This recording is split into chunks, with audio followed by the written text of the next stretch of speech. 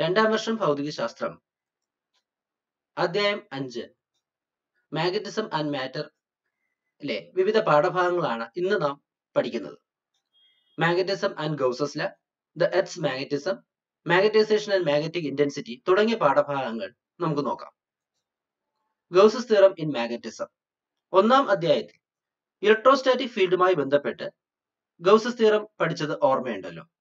ഒരു ക്ലോസ്ഡ് സർഫസിലേക്ക് കടക്കുന്ന ഫീൽഡ് ലൈൻസിന്റെ എണ്ണവും അതിൽ നിന്ന് പുറത്തേക്ക് പോകുന്ന ഫീൽഡ് ലൈൻസിന്റെ എണ്ണവും തുല്യമാണെന്ന് കണ്ടു. ഇതുപോലെ ഒരു മാഗ്നറ്റിന് ചുറ്റും മാഗ്നറ്റിക് ഫീൽഡ് ലൈൻസ് ഉള്ളത് നിങ്ങൾക്ക് അറിയാമല്ലോ. ആ മാഗ്നറ്റിന് ചുറ്റുമുള്ള ഫീൽഡ് ലൈനുകൾ കണ്ടിന്യൂസ് അഥവാ തുടർച്ചയായി ഉള്ളതും ക്ലോസ്ഡ് ലൂപ്പുകൾ ഫോം ചെയ്യുന്നതുമാണ്. ഇലക്ട്രോസ്റ്റാറ്റിക്സിന് തുല്യമായി ഇതിലേക്ക് കടക്കുന്ന മാഗ്നറ്റിക് ഫീൽഡ് ലൈൻസുകളുടെ എണ്ണവും അതിൽ നിന്ന് പുറത്തേക്ക് പോകുന്ന മാഗ്നറ്റിക് ഫീൽഡ് ലൈൻസുകളുടെ എണ്ണവും തുല്യമായിരിക്കും. ഈ കാര്യങ്ങൾ വെച്ചുകൊണ്ട് നമുക്ക് Gauss's theorem in magnetism discuss ചെയ്യാം. According to Gauss's theorem in magnetism, the surface integral of magnetic flux over a closed surface is 0. ഇത് എന്തുകൊണ്ടാണ് എന്ന് പരിശോധിക്കാം.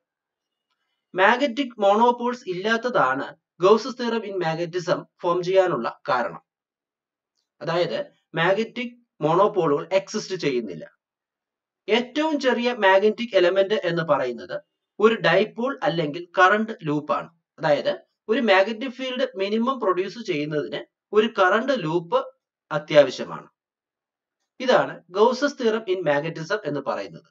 ഇതിനെ surface integral B dot D S is equal to 0 എന്ന് രേഖപ്പെടുത്താം. അടുത്തതായി earth magnetism. ഭൂമിയുടെ മാഗ്നറ്റിക് ഫീൽഡിനെ കുറിച്ച് വിവിധ തരം പഠനങ്ങൾ നടന്നിട്ടുണ്ട്. ഭൂമിയുടെ ഉപരിതലത്തിൽ സ്വതന്ത്രമായി തൂക്കിയിടുന്ന ഒരു bar magnet geographic north south ദിശയിൽ നിൽക്കുന്നത് കാണാവുന്നതാണ്. ഇതിന് കാരണം ഭൂമിയുടെ കാന്തിക മണ്ഡലം ആണ്. ഭൂമിയുടെ കാന്തിക മണ്ഡലം എങ്ങനെയാണ് ഉണ്ടാകുന്നത് എന്ന് പരിശോധിക്കാം.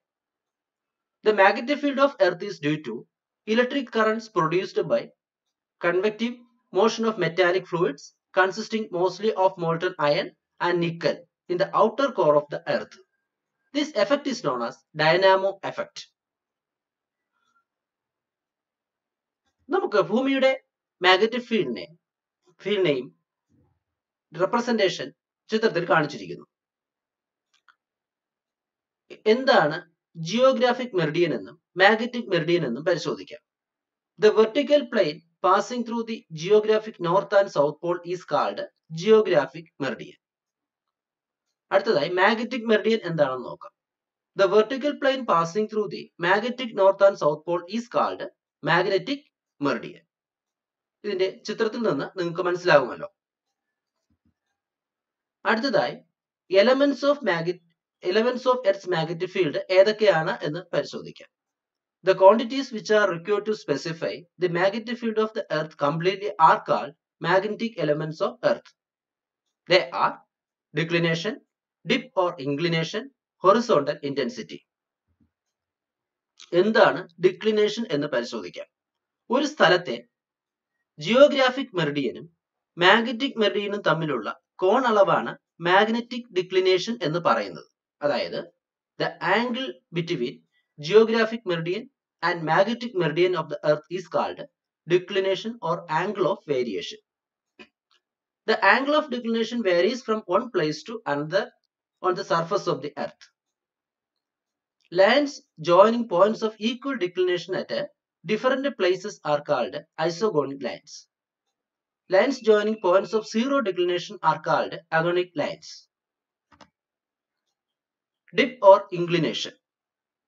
ഒരു സ്ഥലത്തെ ഭൂമിയുടെ ആകെ കാന്തിക മണ്ഡലവും അവിടത്തെ തിരശ്ചീനം അഥവാ ഹൊറിസോണ്ടലും തമ്മിലുള്ള കോൺ അളവിനെയാണ് ആ സ്ഥലത്തെ ഡിപ്പ് അഥവാ ഇൻക്ലിനേഷൻ എന്ന് പറയുന്നത്. The angle which the direction of total intensity of Earth's magnetic field makes with the horizontal is called dip or inclination. It is denoted by theta. Angle of dip varies from place to place. Value of dip is 90 degree at the poles and 0 at the equator. Lines joining points of equal inclination or dip at different places are called isoclinic lines. Lines joining points of zero declination are called eclinic line or magnetic equator. Horizontal intensity എന്താണ് എന്ന് പരിശോധിക്കാം. The horizontal component of Earth's magnetic field is called horizontal intensity. It is noted by BH. Relation between dip and horizontal intensity. BH is equal to B cos theta. അതായത് B യെ നമ്മൾ capital B യെ നമ്മൾ രണ്ട് കമ്പോണന്റുകളായിട്ട് split ചെയ്യുന്നു. Horizontal component BH is equal to B cos theta എന്നും vertical component BV is equal to B sin theta എന്നും രേഖപ്പെടുത്താം. ഈ രണ്ട് ഇക്വേഷനുകൾ പരിശോധിച്ചാൽ ഇതിൽ നിന്നും capital B is equal to root of BV square plus BH square അതിന്റെ മാഗ്നിറ്റ്യൂഡ് ലഭ്യമാകുന്നതാണ്. ഡയറക്ഷൻ കണ്ടുപിടിക്കുന്നതിന് tan theta is equal to BV by BH എന്ന് രേഖപ്പെടുത്താം. അടുത്തതായി മാഗ്നറ്റിക് ഇന്റൻസിറ്റി വെക്ടർ H എന്താണ് എന്ന് പരിശോധിക്കാം. The ability of a magnetic field to magnetize a material medium is called magnetic intensity H. Its magnitude is measured by the number of ampere turns flowing around unit length of a solenoid required to produce that magnetic field. That is H is equal to Ni. അതായത് N ചുറ്റുകളുള്ള ഒരു സോളിനോയിഡിലൂടെ I current കടന്നു പോവുകയാണെങ്കിൽ field H is equal to N എന്ന് രേഖപ്പെടുത്താം. Magnetic intensity H does not depend upon the nature of the medium. It is a vector quantity. Its unit is ampere per meter. Magnetization M. Unit വ്യാപ്തത്തിലുള്ള ആകെ magnetic മൊമെന്റിനെ ആണ് magnetisation M എന്ന് പറയുന്നത്.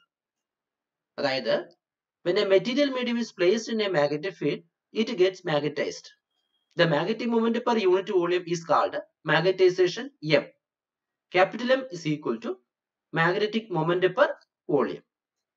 Or it can be also written as is equal to pole strength by area of cross section. That is capital M is equal to small m by capital V, or it is equal to P by A. The SI unit of magnetization is ampere per meter. Magnetic induction B. Unit നീളത്തിൽ N ചുറ്റുകൾ ഉള്ള സോളിനോയിഡിലൂടെ I current കടന്നുപോയാൽ ആകെ കാന്തിക മണ്ഡലം നമുക്ക് B is equal to mu 0 Ni എന്ന് രേഖപ്പെടുത്താൻ കഴിയും. അതായത് when a magnetic material is magnetized by placing it in a magnetic field, the resultant field inside the material is the sum of the field due to magnetization of the material and the original magnetizing field. The resultant field is called magnetic induction or magnetic flux density capital B. The SI unit of B is Tesla or Weber per meter square. Relation between B and H. Consider a long solenoid of N turns per meter length carrying a current I. Let the core contain material of permeability mu. The magnetic induction within the core is B is equal to mu H, or in vacuum B is equal to mu 0 H. Relation between M, B and H. The resulting magnetic field inside a material due to a magnetism field is the sum of flux density in vacuum produced by the same magnetic intensity and the flux density due to the magnetization of the medium. That is B is equal to mu 0 H plus mu 0 M, or mu 0 into H plus M എന്ന് രേഖപ്പെടുത്താം. Susceptibility എന്താണ് എന്ന് പരിശോധിക്കാം. അതായത് susceptibility chi is equal to M by H. That is M proportional to H ആണ്. അതുകൊണ്ടാണ് susceptibility chi എന്ന് പറയുന്നത് M by H എന്ന് രേഖപ്പെടുത്തുന്നത്. Thank you.